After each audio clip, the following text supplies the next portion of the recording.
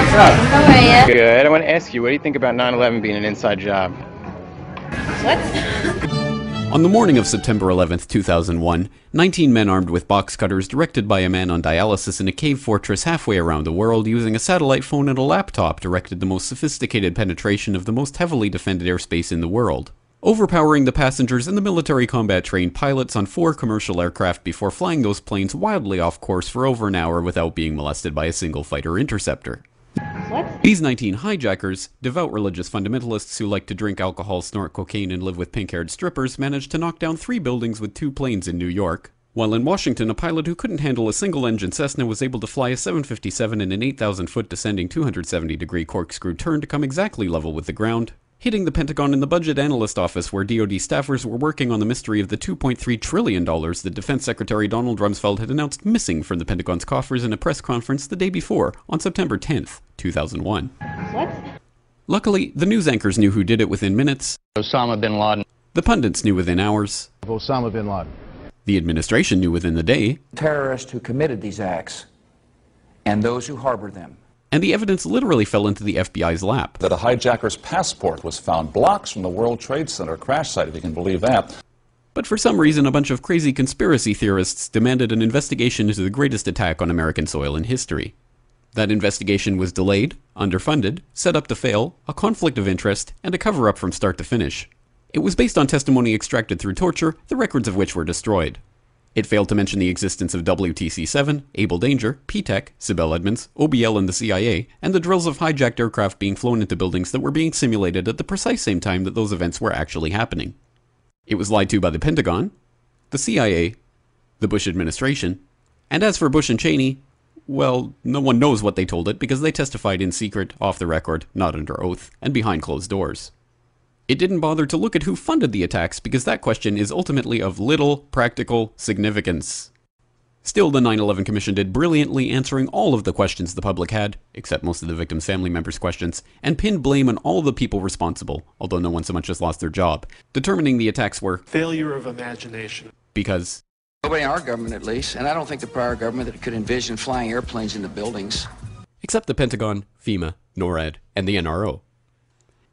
What? The DIA destroyed 2.5 terabytes of data on Able Danger, but that's okay because it probably wasn't important. The SEC destroyed their records on the investigation into the insider trading before the attacks, but that's okay because destroying the records of the largest investigation in SEC history is just part of routine record keeping. NIST has classified the data that they used for their model of WTC-7's collapse, but that's okay because knowing how they made their model of the collapse would jeopardize public safety. What? The FBI has argued that all material related to their investigation of 9/11 should be kept secret from the public, but that's okay because the FBI probably has nothing to hide.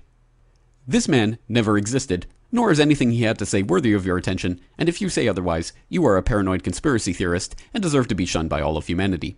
Likewise him, and her, and her, and her, and him. Osama bin Laden lived in a cave fortress in the hills of Afghanistan, but somehow got away. Then he was hiding out in Tora Bora, but somehow got away.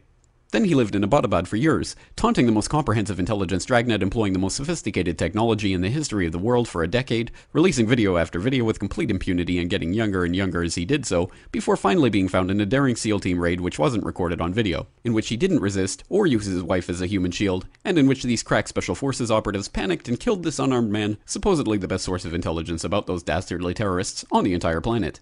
Then they dumped his body in the ocean before telling anyone about it. Then a couple dozen of that team's members died in a helicopter crash in Afghanistan. What? This is the story of 9/11, brought to you by the media which told you the hard truths about... His head could be seen to move violently forward. And...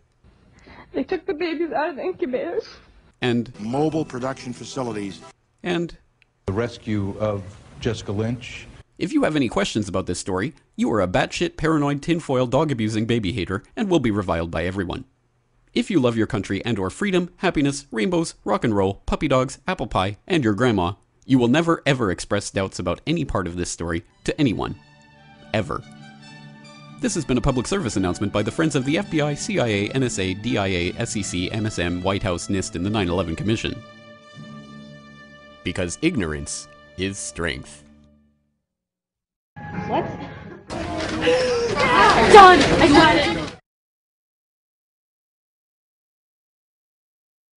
I lost my husband. My son. My uncle. My nephew. September 11th, 2001. Most people don't know a third tower fell that day. The government says fire brought it down. The collapse of World Trade Center 7 was primarily due to fires. I, along with 1,400 other architects and engineers, have found the government's conclusion to be physically impossible. Impossible. We need the truth about what happened that day. Go to rememberbuilding7.org. Why it fell, why it matters, and what you can do.